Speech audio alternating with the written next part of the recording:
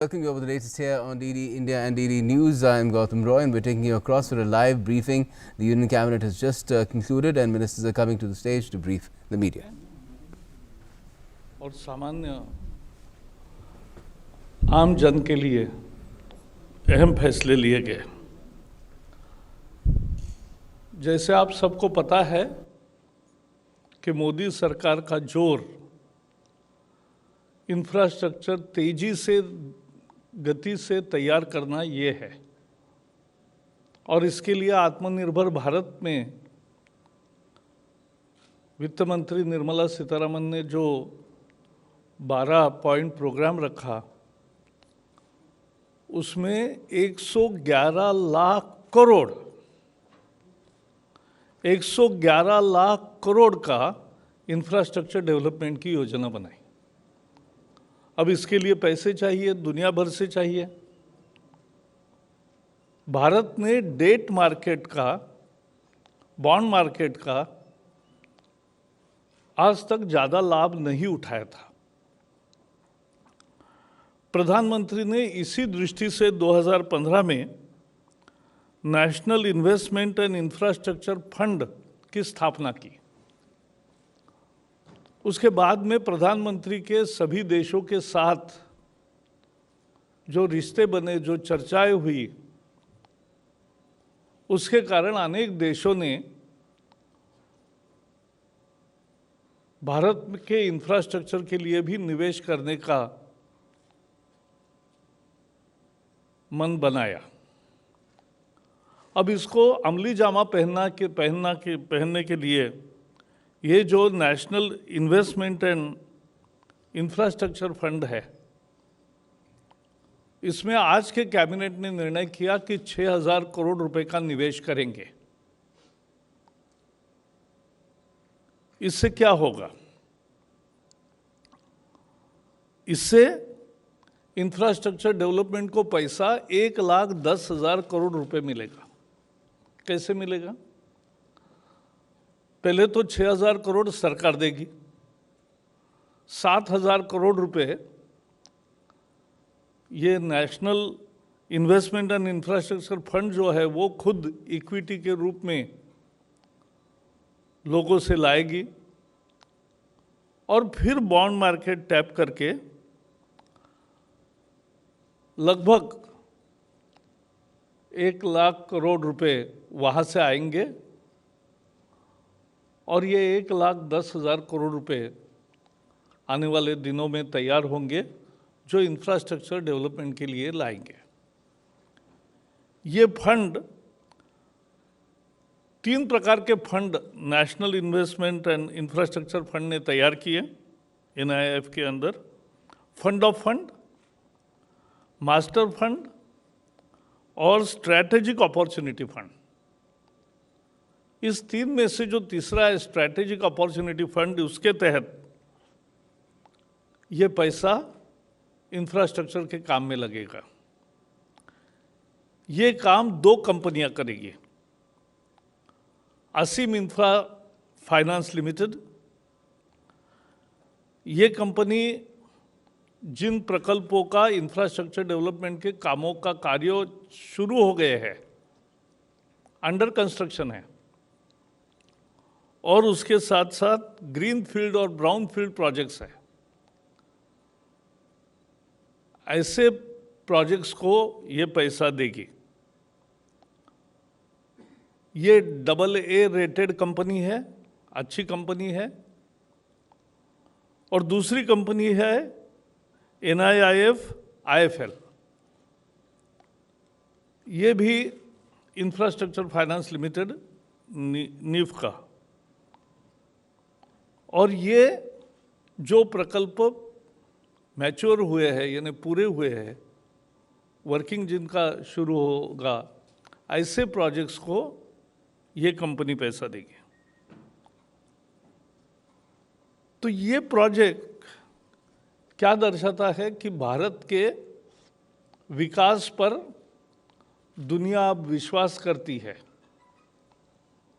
दूसरा, भारत के विकास में दुनिया निवेश करना चाहती है,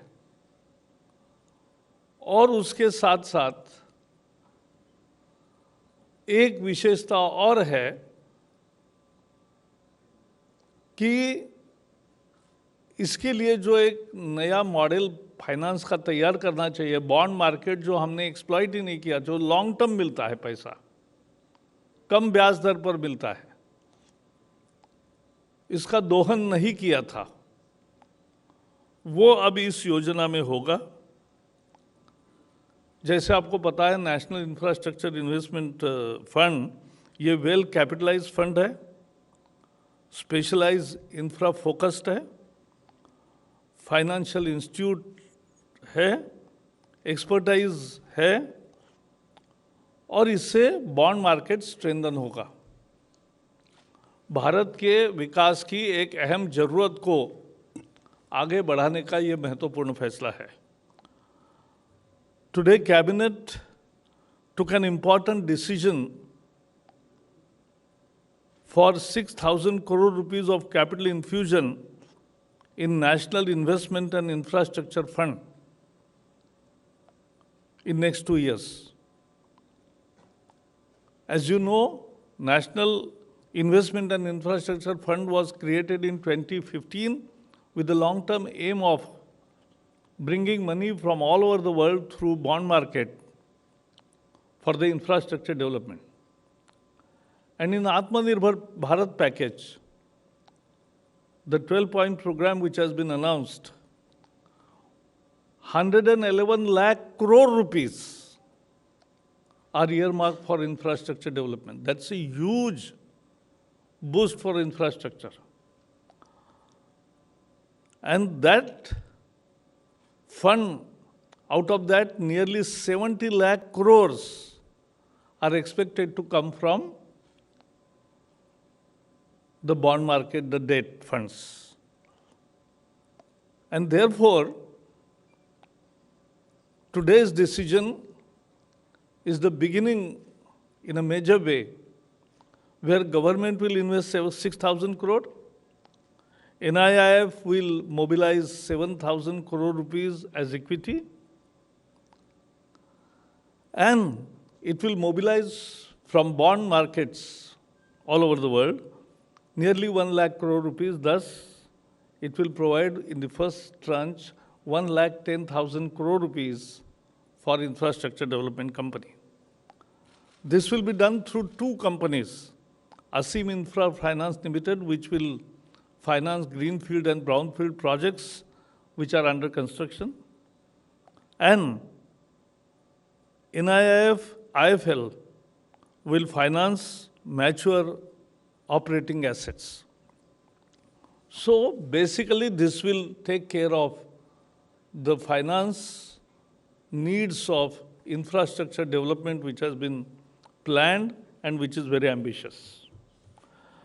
दूसरे एक निर्णय में, महत्वपूर्ण निर्णय में, Lakshmi Vilas bank development bank India limited में अमालगमेट करने का निर्णय हुआ है। डेवलपमेंट बैंक इंडिया लिमिटेड, DBIL, ये प्राइवेट बैंक है और 20 लाख डिपॉजिटर्स हैं। लक्ष्मी विलास बैंक के 20 लाख डिपॉजिटर्स, 20,000 करोड़ डिपॉजिट्स है, 4,000 कर्मचारी नौकरी पर है। इस सबकी सुरक्षा इस निर्णय में है। डिपॉजिटर को अब कोई चिंता करने की जरूरत नहीं, बैंक में दौड़ने की जरूरत नहीं, क्योंकि एक बहुत अच्छे बैंक में जिनका बैलेंस शीट अच्छा है, जिनका कैपिटल एडेक्वेसी अच्छी है, जिनका अंतर्राष्ट्रीय प्रेजेंस है, ऐसे बैंक के साथ उनका विलय हो रहा है। और ये अमालगमेशन जो हो रहा है उससे सारे 20 लाख डिपॉजिटर्स को सुरक्षा मिलेगी। अब उनको दौड़ के अपना पैसा निकालने की जरूरत नहीं, लेकिन जो भी निकालना कुछ चाहता है वो कभी भी निकाल सकता है सुरक्षित रीति से। 4,000 कर्मचारियों की नौकरी भी बरकरार रहेगी। जिन शर्तों पर वो काम अभी कर रहे, उन्हीं शर्तों पर उनकी नौकरी कायम रहेगी। इसमें सबसे बड़ा एक फैसला लिया है सरकार ने कि आरबीआई को कहा है कि दोषियों को सजा होनी चाहिए। जो बैंक शुरू करते हैं और मिसमैनेज करके या डाइवर्ट करके या कोई फ्रॉड होके जो बैंक डूबने के कगार पर लाते हैं, उनको बख्शना नहीं चाहिए, उनको सजा होनी चाहिए। और उसके साथ साथ आरबीआई के ओवरसाइट में भी सुधार होना चाहिए कि इसका समय पर ही पता करना होना चाहिए, लगना चाहिए कि भाई ये बैंक संकट में जा रही है। तो ये संकट का एहसास अगर शुरू में ही होता है तो तुरंत उपाय किए जा सकते हैं। और एक तरह से बैंकिंग सिस्टम में ये जो क्लीनिंग की जरूरत थी, क्लीन अप की जरूरत थी, साफ सफाई करने की जरूरत थी, उसका भी एक हिस्सा है। So Lakshmi Vilas Bank will be amalgamated with Development Bank India Limited, a private bank. The 20 lakh depositors and 20,000 crore deposits are now fully secured. They need not worry, they need not rush. Their deposits are in the best hands, which is a stable bank, a prosperous bank, which has an international presence, which has a very strong balance sheet, which has a capital adequacy. And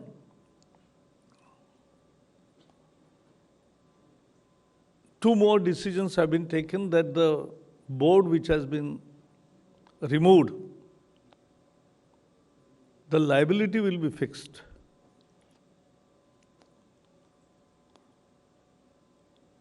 And those who have made mistakes will be punished. And there will be improvement in overall oversight also, so as not to repeat such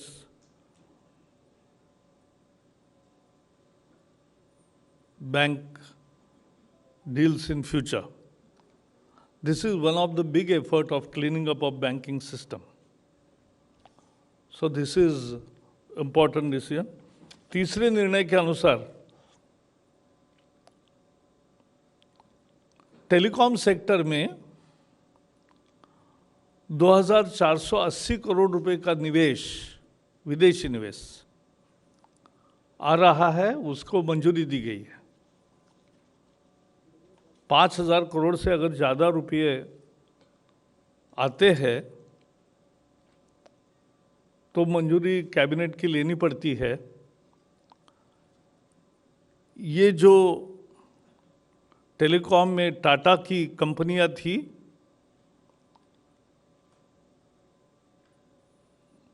ATC,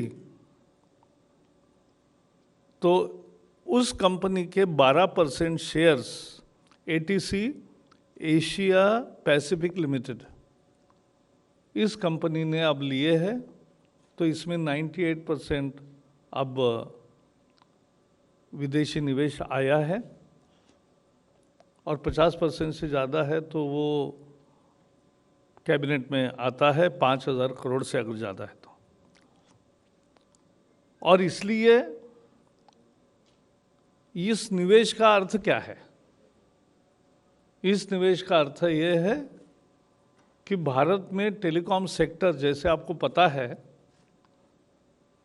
120 crore लगभग mobile phone हो गए, 75 crore internet connections हो गए। तो बढ़ते telecom sector का लोग निवेश करना चाहते हैं विदेश से, और टावर्स बनाना बहुत महत्वपूर्ण इंफ्रास्ट्रक्चर है। इसकी ये एटीसी एशिया पैसिफिक लिमिटेड जो है वो उसके लिए विशेष प्रसिद्ध है। वो रोबस्ट ग्रोथ देखते हैं कि भारत में ये क्षेत्र और बढ़ेगा, फूलेगा, फलेगा, इसकी ज़रूरत लगेगी, इसमें अच्छा खासा बिजनेस होगा। इससे इनोवेशन को बढ़ावा मिलेगा, इससे शोध होगा, इससे आर्थिक विकास को गति मिलेगी और उससे ये पता चलता है कि आने वाले दिनों में किस दिशा में हवा बह रही है और दुनिया का निवेश भारत में आने को कैसे आतुर है, उत्सुक है, ये इससे दिखेगा। Today, the Cabinet Committee on Economic Affairs allowed FDI by ATC Asia Pacific Limited to the tune of rupees 2,480 crores, 216 rupees per share for purchasing 12% stock of ATC Telecom. Now the total FDI in this company will be 5,417. It is nearly 98%, and therefore it came before the cabinet. And this shows growing confidence in telecom sector and its infrastructure. This also suggests that the international community sees to the India as a robust market, robust growth. ATC Telecom thus will have 90% FDI, as I said. It will improve innovations. It will spur economic growth. It shows the shape of the things to come. And therefore, all these three decisions today are very important for the economic development of the country. Thank you. ये मेरे तरफ से इतना है। अब आपके कोई सवाल नहीं होंगे लगता है मुझे, लेकिन होंगे तो जरूर पूछिए। Number 10. MOU का बताएंगे sir? Sir, Rituparna this side from CNBC. Sir, on Lakshmi Vilas Bank. एक मिनट। दो MOU भी हुए हैं आज। एक तो स्पोर्ट्स मिनिस्ट्री का ब्रिक्स देशों के साथ, ब्राज़ील, रशिया, इंडिया, चाइना, ये ब्रिक्स देशों के साथ 5 देश है, तो उसके साथ स्पोर्ट्स का कोऑपरेशन का एक हुआ है। और ये expanding knowledge, expertise in the area of sports science, sports medicine, coaching techniques etcetera, और दोनों सभी देशों के कॉमन मैचेस भी होंगे, जिससे नए खिलाड़ियों को एक और अधिक अवसर मिलेगा अंतर्राष्ट्रीय स्तर पे अपने प्रदर्शन को बेहतर करने के लिए। और दूसरा एक मेमोरेंडम हुआ है chartered accountant association of India और दूसरा नीदरलैंड्स की ऐसी संस्था। इन दोनों में कैपेसिटी बिल्डिंग और बाकी प्रैक्टिसेस को लेकर एक दूसरे के सहयोग का भी ये हुआ है। धन्यवाद sir. Yeah. Sir, Rituparna this side. Firstly, on Lakshmi Vilas Bank, अभी there is a moratorium on deposits, 25,000 का शायद है एक लिमिट, वो कब तक उठाया जाएगा? एंड सेकेंडली NIIF का 6,000 करोड़, ये कितने दिनों में ये इन्वेस्टमेंट्स इक्विटी इन्फ्यूजन होएगा?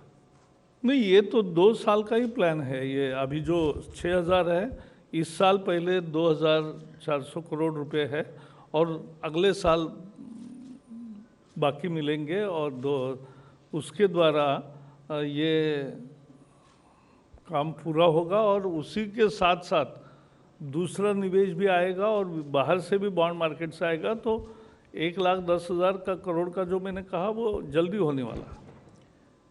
Next 47.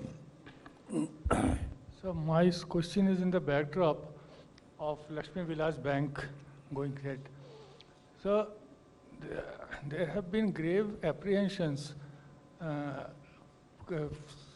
hit the headlines by some economists, including former RBI governor and former deputy RBI governor, to a proposal of RBI proposal to allow corporate sector into banking sector. Now, may I have your comment, sir? That is different. नहीं, ये वो विषय दूसरा था। Corporates को bank शुरू करने की परमिशन देंगे कि नहीं, ऐसा जो न्यूज़ आई थी उस पर लोगों के रिएक्शन थे। लेकिन ये निर्णय दूसरा है। एक भारतीय निजी बैंक जो भारत में बहुत है, HDFC, ICICI से लेकर बहुत सारे बैंक है, निजी बैंक यहाँ। तो ऐसे निजी बैंक में से एक bank development bank India limited, उसमें उस बैंक का, लक्ष्मी विलास बैंक का अमालगमेशन हो रहा है, विलीनीकरण हो रहा है। तो ये मुद्दा है। नहीं, आई थिंक हाँ, तो प्राइवेट नहीं, वो जो थी वो अपने देश की पहले से बैंक है, बहुत दिन के, उसका और उसका नहीं, आपका कंफ्यूजन हो रहा है। वो जो रिजर्व बैंक के पूर्व गवर्नर और बाकी लोगों ने बोला वो दूसरे विषय में था, इस विषय में नहीं था। Next 42। NIIF, do you think it will be able to tap the bond markets globally and raise this 100 lakh in a couple of years' time? Is there Yes, any absolutely. time limit? Yeah, absolutely. Because bond market, they are aiming at 60 lakh crore.